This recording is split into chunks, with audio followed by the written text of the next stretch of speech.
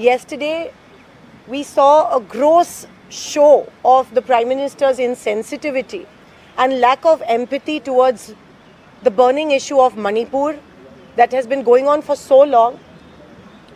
Yesterday, we heard the Prime Minister's reply to the presidential address, and just as the Prime Minister's reply was about to begin, Honorable Rahul Gandhi ji raised his hand as the leader of opposition. It's the second most important position, constituent position, after the leader of the house, which is the Prime Minister. He raised his hand to speak, but he was denied the opportunity. It has never happened that the LOP's mic has been switched off. When the Congress was in power and when the BJP was in opposition, the LOP's mic is always on. Even in the Vidhan Sabhas, the LOP's mics are always on. But first time in the history of this country, the LOP's mic has been switched off. He was denied permission by Honorable Speaker to speak on the issue of Manipur. That in itself is an act of insensitivity and lack of empathy towards Manipur.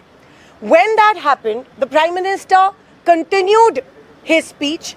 All of us, we identified with the problems of Manipur. India Alliance has strongly stood by the people of Manipur and the MPs of Manipur who wanted a minute, I would say, because we kept asking the Speaker, sir, we just want a minute. All we wanted is 60 seconds to bring in front of the Prime Minister, who probably either is not aware of the problems of Manipur, he doesn't want to face the people of Manipur, he doesn't want to go to Manipur.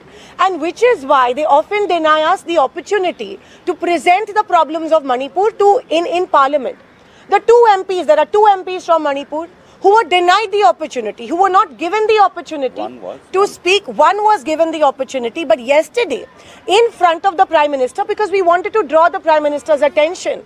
The Prime Minister does not belong to a particular party when he is representing the country. He belongs to the entire nation.